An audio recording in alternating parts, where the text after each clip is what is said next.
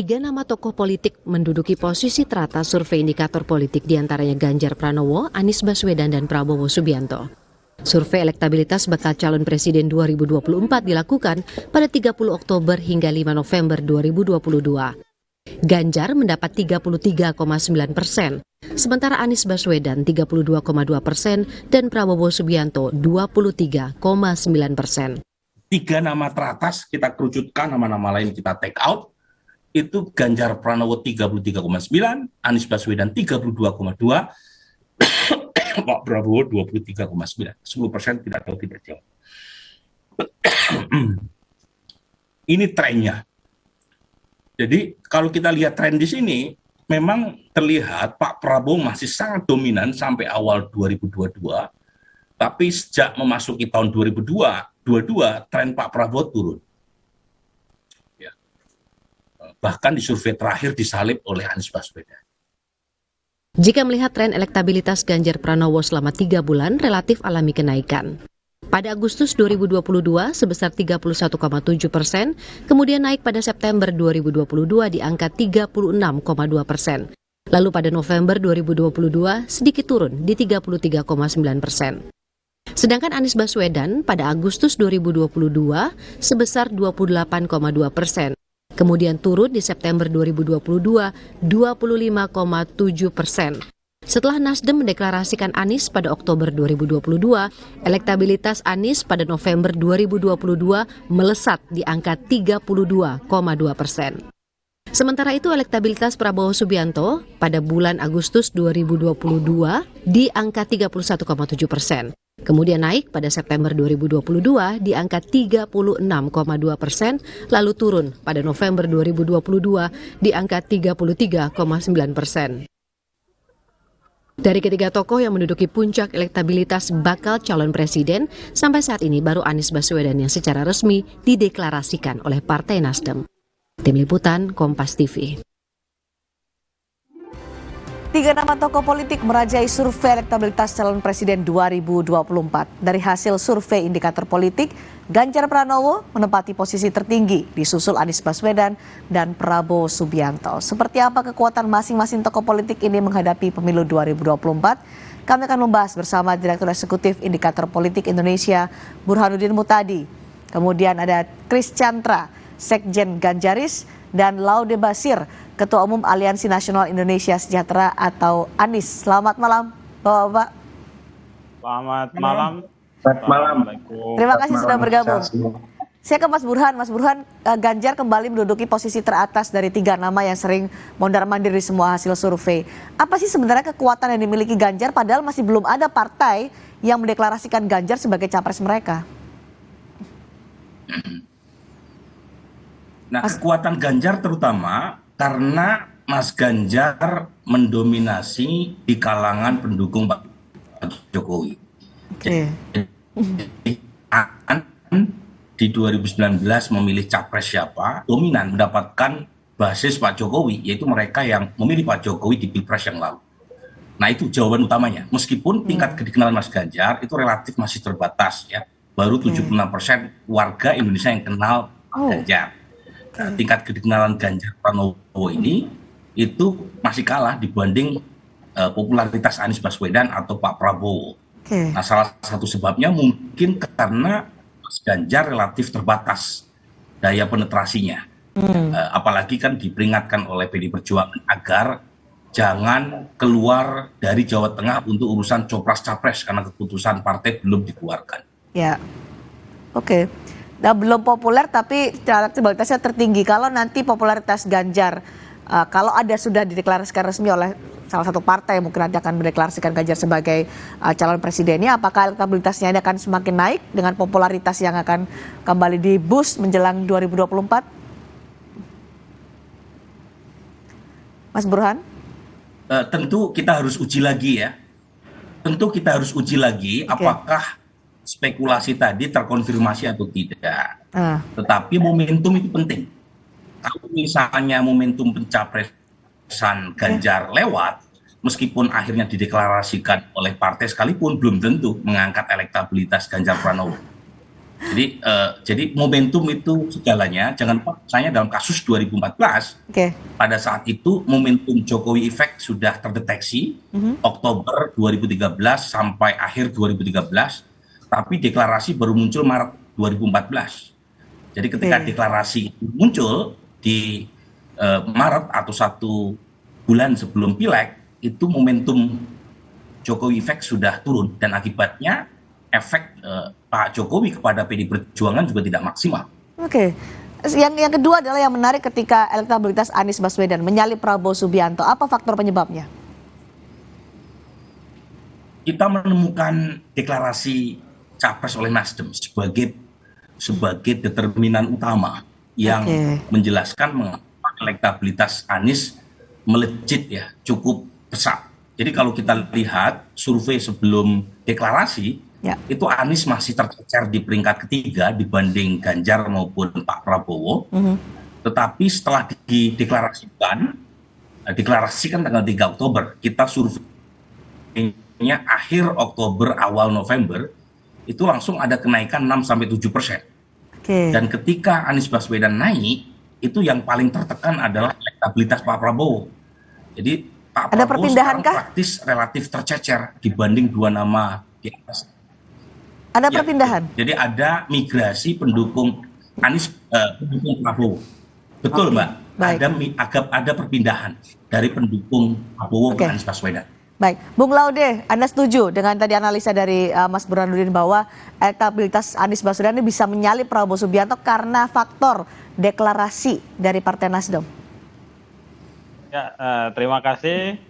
Saya rasa kalau dari data yang diungkapkan oleh Bang Burhan, dari grafiknya itu sangat nampak sekali ya.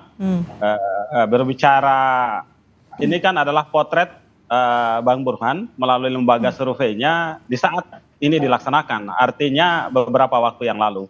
Ya, potretnya demikian, ya, bahwa di saat sebelum deklarasi September 2022, ya Mas Anies ada di level paling bawah di 3 besar. Tetapi kemudian setelah deklarasi, tepatnya 3 Oktober 2021, 3 Oktober 2022, lalu kemudian data yang hari ini diungkap di November 2022, Mas Anies sudah ada di nomor 2. Dan selisihnya dengan Mas Ganjar itu di dalam margin error. Ya. Survei ini margin errornya 2,9, seperti apa yang disampaikan oleh Bang Burhan pas tadi siang. Tapi yang menarik adalah yang pertama. Jadi yang pertama saya ingin ungkapkan begitu memang potretnya. Yang kedua adalah trennya. Ya, yang harus kita syukuri sebagai relawan Mas Anies, pendukung Mas Anies, lalu kemudian misalkan kolaborasi dengan partai-partai hari ini yang punya keinginan mendukung Mas Anies. Tren yang ada hari ini adalah Mas Ganjar dan Pak Prabowo itu menurun dan Mas Anies meningkat cukup drastis. Ini yang bisa kita baca. Bagaimana kemudian 3 atau 4 bulan ke depan, tentu saja nanti mudah-mudahan indikator politik melakukan potret untuk itu lagi, survei lagi. Dan yang menarik memang adalah survei itu memberikan gambaran tentang tren ini. Baik, Bung Kris, Anies faktornya karena deklarasi dari Nasdem akhirnya melejit. Sekarang bahkan jaraknya semakin tipis dengan Ganjar Pranowo, meskipun Ganjar belum ada yang deklarasi. Masih nunggu nih, ya atau tidak siapa yang akan deklarasi. Jadi dukungan Ganjaris gimana untuk Ganjar supaya bisa nge-boost juga nih elektabilitas Ganjar Pranowo menuju 2024? Ya, terima kasih. Jadi kami dari Ganjaris ini masih tetap fokus bagaimana untuk konsolidasi di setiap relawan kami, dan kami juga tetap terus melakukan silaturahmi dan kolaborasi dengan relawan-relawan pendukung Ganjar Pranowo.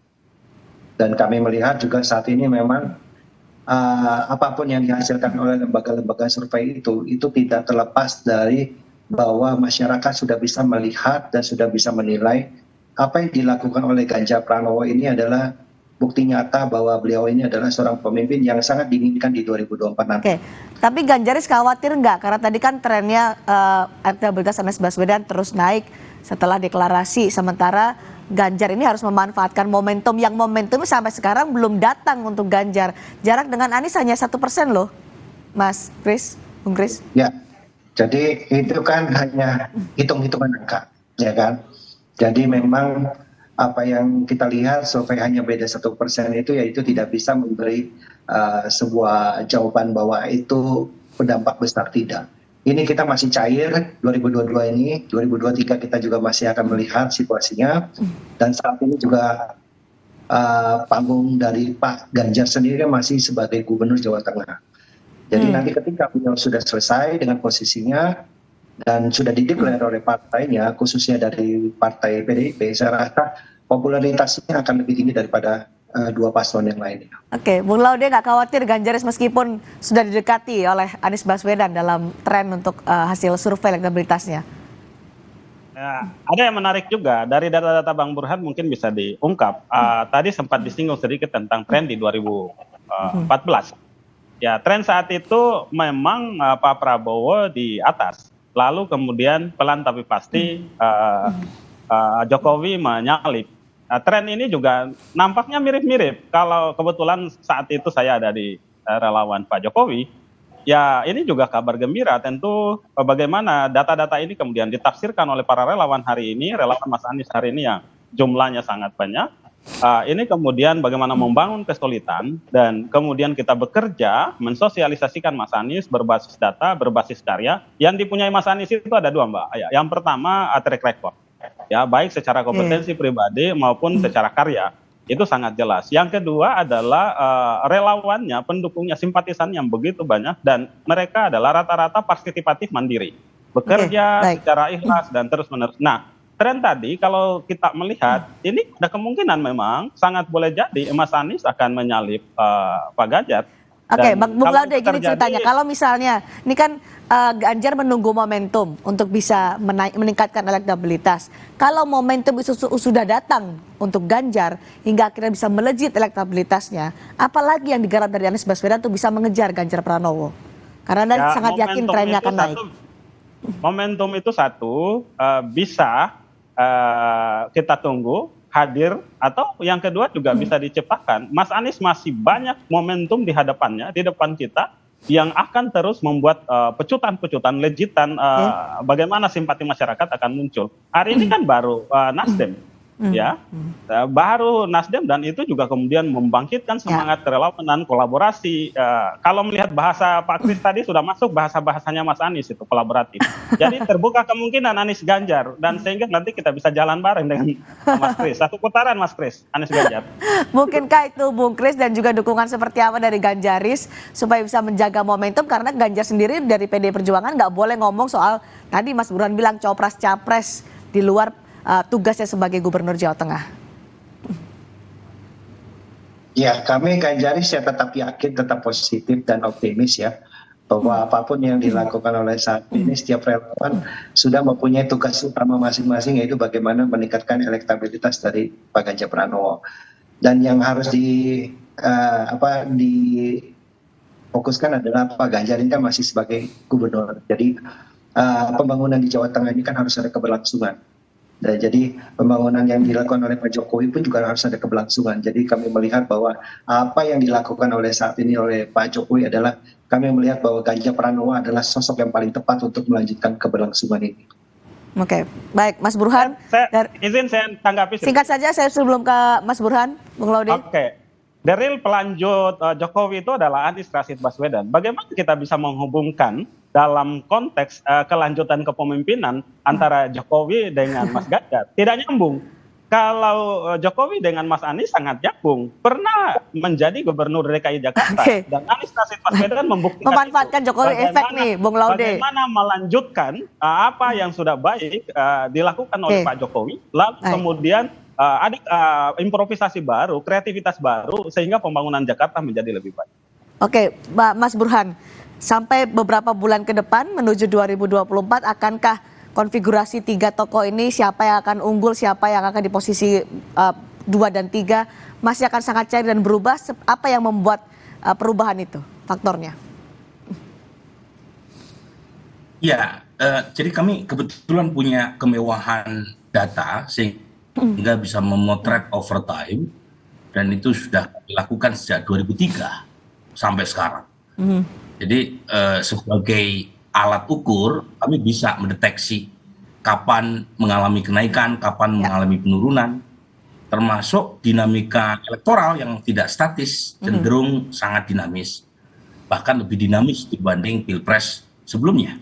Oke. Jadi kalau kita lihat tadi awalnya Pak Prabowo survei-survei setelah 2019 sampai 2021, kemudian Maret 2022 itu Ganjar mulai menyalip Pak Prabowo, Anies masih berada di peringkat ketiga di antara 3 nama.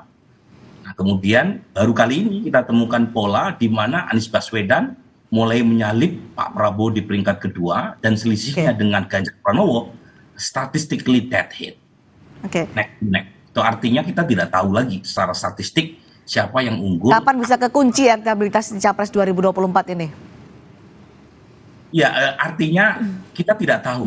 Jadi sebagai ahli, sebagai orang yang bergerak di bidang opini publik yang memakai sampling, ketika selisihnya dalam margin of error, kita harus punya kerendahan hati untuk mengatakan wow a'lam bishawab. Jadi kita tunggu perkembangan berikutnya, apakah misalnya Ganjar bisa naik lagi, apakah Mas Anies bisa menjaga momentum kenaikan, apakah Pak Prabowo bisa rebound, itu kita tunggu pergerakan berikutnya. Baik, masih sangat cair, masih sangat dinamis. Momentum apa yang tercipta dan kejutan apa yang tercipta nanti mungkin bisa mengubah persepsi publik. Terima kasih Mas Burhan, terima kasih Bung Kris dan juga Bung Laude telah bergabung bersama kami di Sapa Indonesia malam hari ini.